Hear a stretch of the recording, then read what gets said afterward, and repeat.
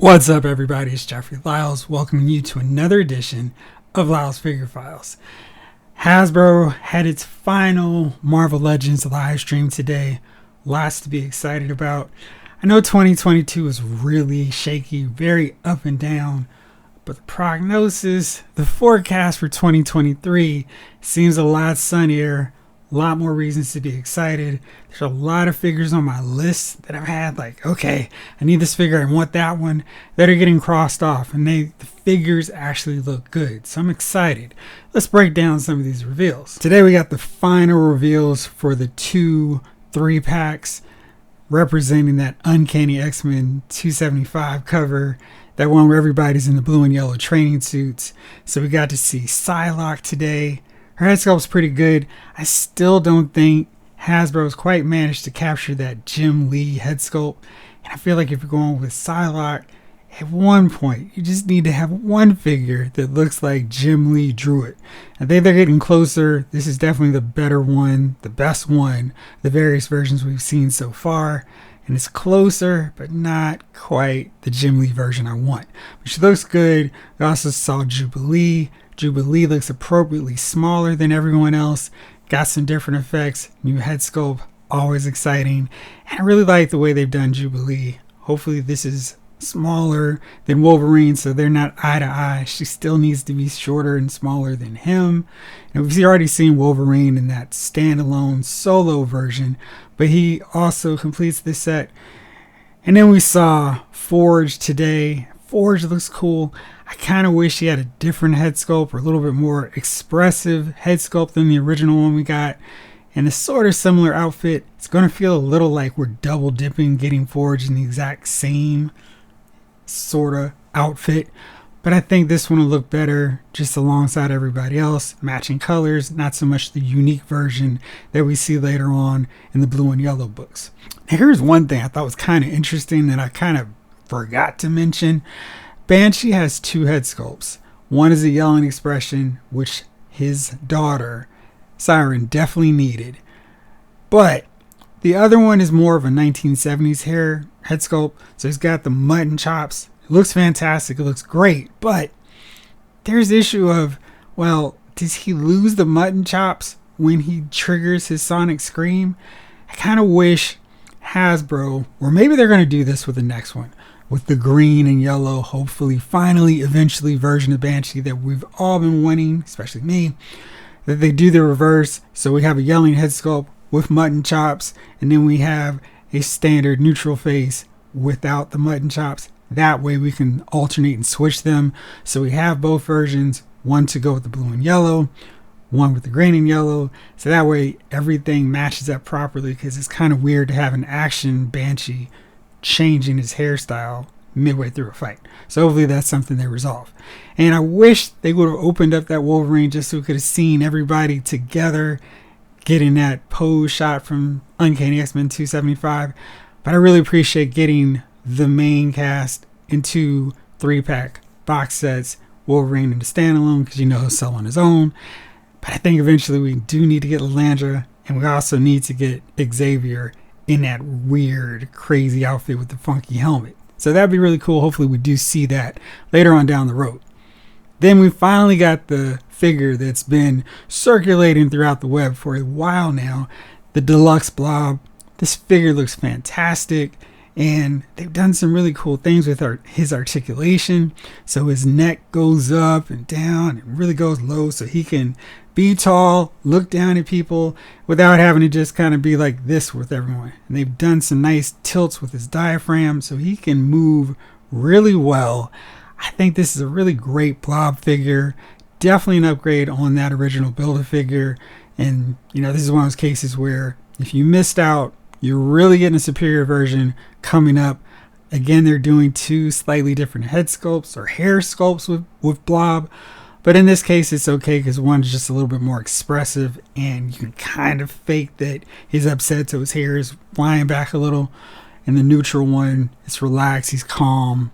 But I really like Blob. I think they did an outstanding job with him. So we've got Spiral, we've got Mystique, we've got Pyro, we've got Avalanche. If you're a fan of the X Factor era with Freedom Force, we've got Spider-Woman, Clearly we need Destiny, so we can have a complete version of the Brotherhood of Evil Mutants Take 2. So hopefully we get to see Destiny at some point in 2023, just so Hasbro can say, we've knocked off another team for you. If not, I'm going to have to do another Completing the Crew, featuring Freedom Force, with not just Destiny, but the 3 later recruits as well. But yeah, I'm looking forward to getting Blob. He's going to be in that deluxe package. Hopefully he's not too expensive. But at this point, I think we're all learning, just wait on sales, because figures we're paying $40 for in January somehow magically slip down to $13, $15 come December. So no need to do a lot of pre-orders these days. But if you are interested, they'll be up December 8th. So you can get all these figures early and be like, hey, I got them before everybody else.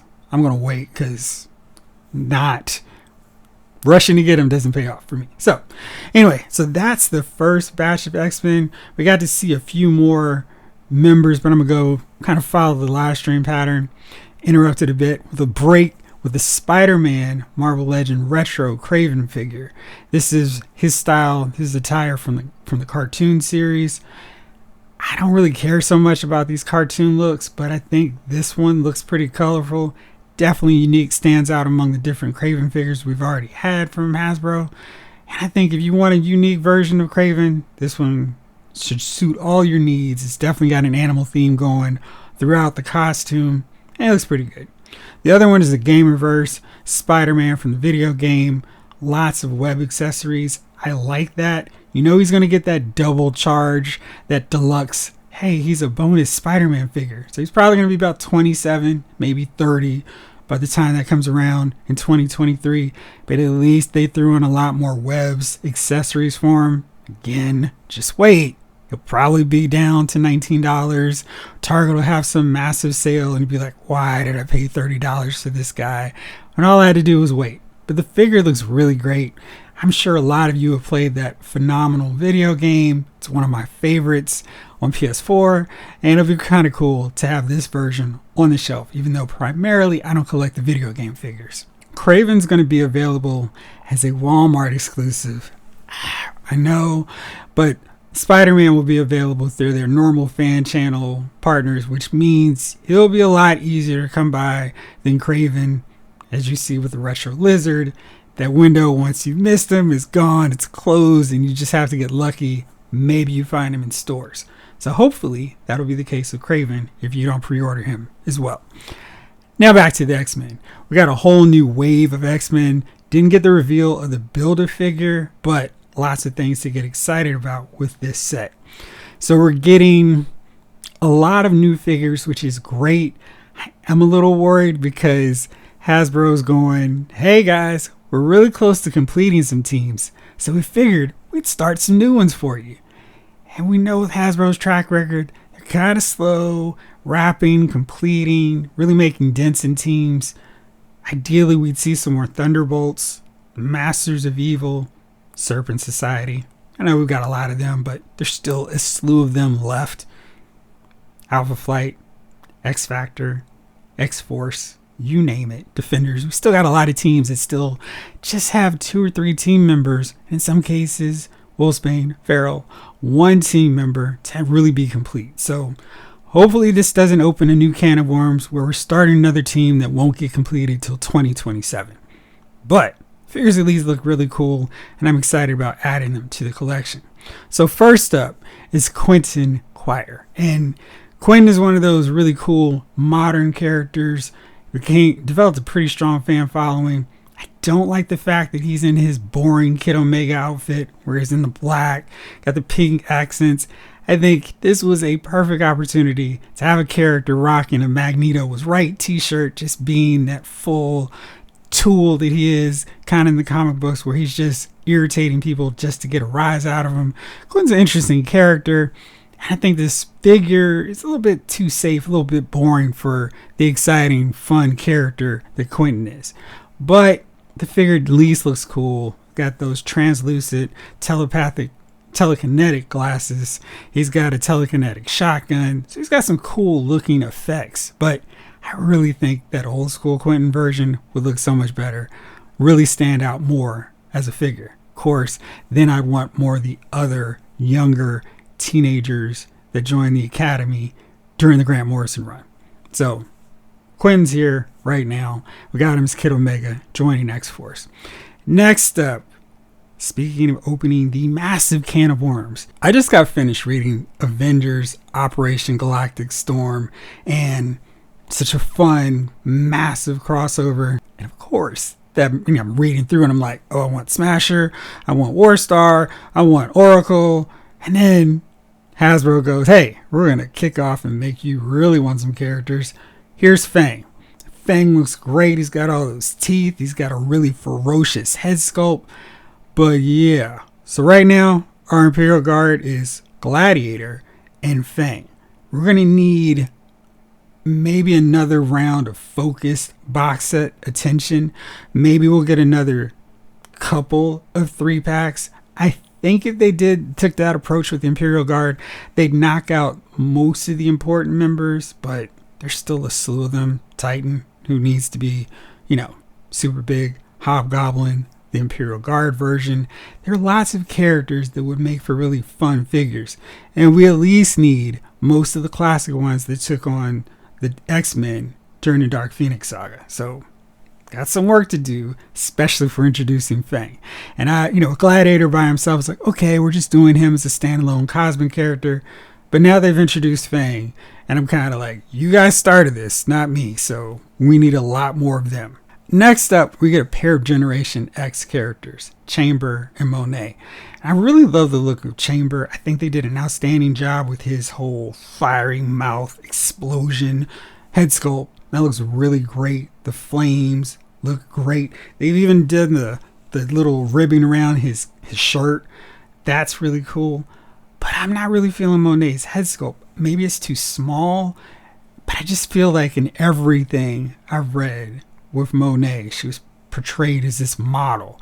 I don't think this head sculpt really captures that woohoo head sculpt. I think it's just kind of like okay, whatever. So hopefully they can fix that, tweak it a little bit, make it better than the version we're seeing here, because that just doesn't really capture this version of Monet as well as I like. And Monet, of course, because Chamber is in his own outfit, he's kind of like the outcast rebel of Generation X anyway. Monet is the first one we're seeing in the traditional costume. And again, that's really good that we're getting 2 members of the team in one set, but there's a lot of members of that squad: Husk, Sync, Skin, and of course, Banshee, Emma Frost, Jubilee. So we're going to need to see more of them. I think these 3-packs are a smart way to get these teams completed quicker. Maybe we don't do 2 of them, but 1 would really help get that Generation X team completed. So we also got those 2, and then continuing with the cosmic theme along with the Imperial Guard. Classic characters we saw from the Cockrum Byrne era of X-Men.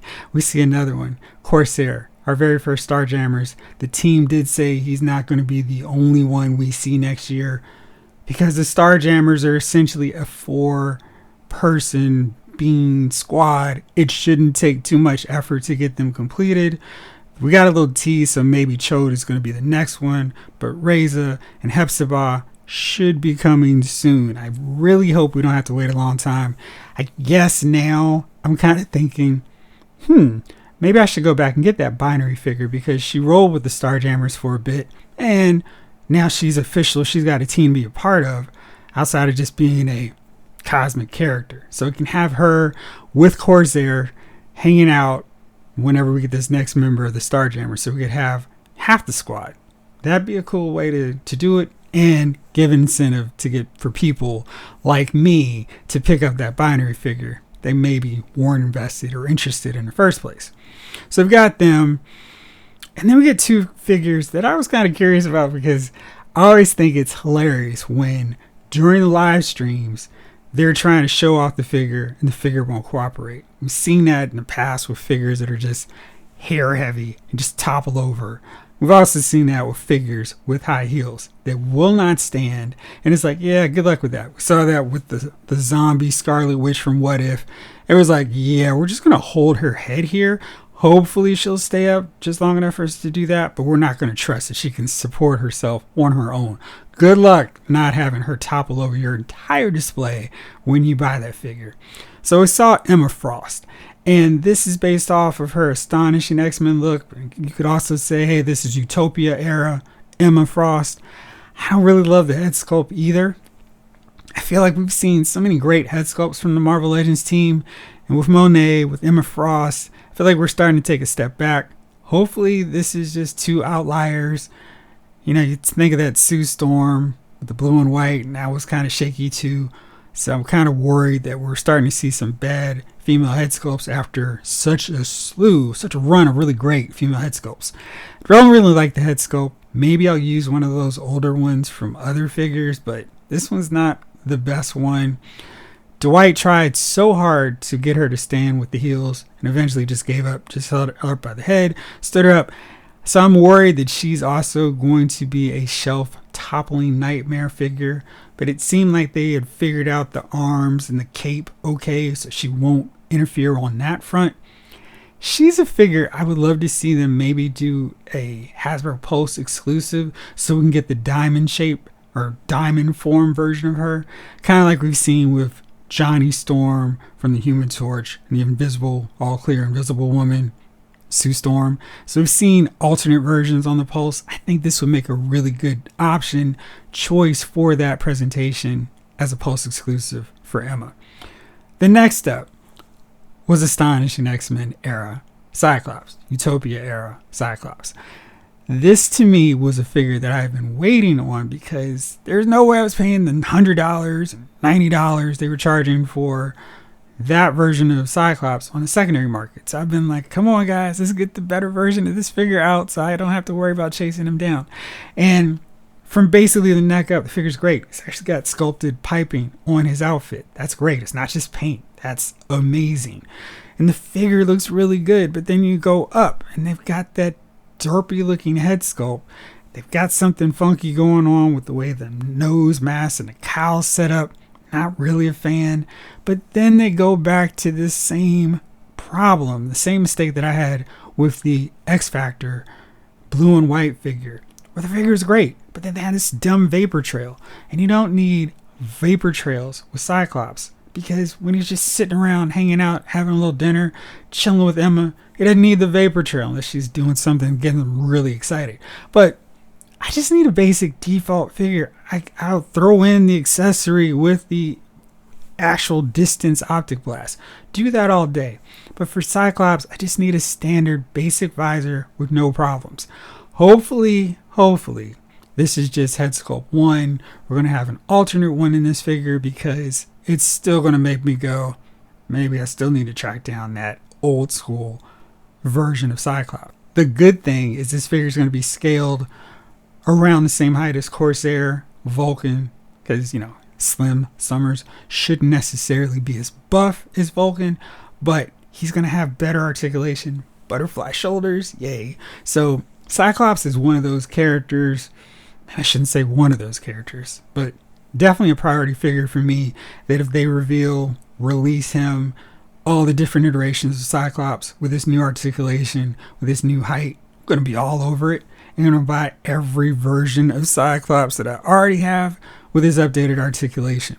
But I really need Hasbro to fix this vapor thing that's really weird, and I'm not a big fan of it. One thing I am a fan though, completing teams. Now, like I said, we're not going to get they didn't reveal who the Build-A-Figure for this set was, but I like this lineup. Kid Omega is just kind of a boring choice, but the rest of the lineup is really cool. It fills in some big gaps for me. But there was one figure they showed. It's just a standalone solo release that actually does a lot of good work to complete a team for me, and that's Outback Era Rogue. And there was something a little off with this. Again, I felt like the expression that something was off with the head sculpt, and that's like 3 in all these reveals today. Monet, Emma Frost, now Rogue. where the head sculpt was just not quite right. I take a look at those Mark Silvestri covers, his artwork from that time frame. Rogue's hair was more of a big time Philly, and this one has it flowing all nice and neat. But Silvestri gave her more of a punk rock style with that hair, just high, wide, a lot of white in the middle there. But she looked like a glamazon basically. And during the Outback era, Rogue kind of switched up her attire a lot. She kept the black bodysuit, but she would mix up that green section significantly. I think the outfit they chose is just fine, but it's really boring because they didn't sculpt anything. As much praise as I heaped on them for really knocking out that Cyclops, I'm taking it away with this Rogue because her outfit's so basic and so simple, and it makes the figure look really flat and just because we needed those tips in the boot area sculpted. That would make the figure pop a lot more than what we got. Fortunately, she's got double jointed elbows, bicep articulation, so she can actually punch and do her thing in a fight. But I feel like this head sculpt is not quite Outback era appropriate. It's kind of like that Excalibur 3-pack Kitty Pryde where it's like, yeah, okay, that's a decent version of Shadowcat, but it's not really nailing that look. And I know it's like, shut up, dude, you're getting the figure you wanted. But if you're going to do it, I really appreciate them doing that look justice. And, for Outback era Rogue, it's all about the angular triangle style hair. And this one isn't quite it. And it's okay, but I really wish they'd done a better job of trying to capture that source material. Feels sometimes it's like, well, it's close enough. They won't say anything. But for Rogue, I really think they could have done a better job. For Emma Frost, I think they could have done a better job with her head sculpt. Yeah, I know they were thinking, let's try to give her the attitude, but it just makes her look like some 60-year-old school teacher frowning like she smelled something rotten in the cafeteria or something. And Cyclops just looks weird. Monet looks like she's surprised and shocked. So there's some head sculpts that need some tweaking, but otherwise, I really like these reveals that we got today. Some much needed characters, a lot of first time figures, a lot of new teams to start with actual concrete, hey, we're going to work on these teams. So it's not a deal of good luck. We'll figure it out when we decide to complete them. Starjammers in particular are a group that should not take a long time. They don't have that many characters, don't have that many team members to complete. So it is highly likely that they can knock them out in 2023. Here's hoping they do. But I'm really excited for what we've seen so far. Between the Avengers, between these X-Men reveals, there's a lot to be excited about. Like I said, I'm really going to clean up on these figures come December, November 2023, when these guys are a lot cheaper and not knocking on the door of $30. Hopefully you all have been able to take advantage of these major sales. Target right now has its famous spend $100 get $25 off, spend $50 get $10 off, or GameStop is just like, hey, take all of our action figures. Really good clearance sales on a lot of good figures, including Marvel Legends. Amazon has been like, oh, we can do that sale too.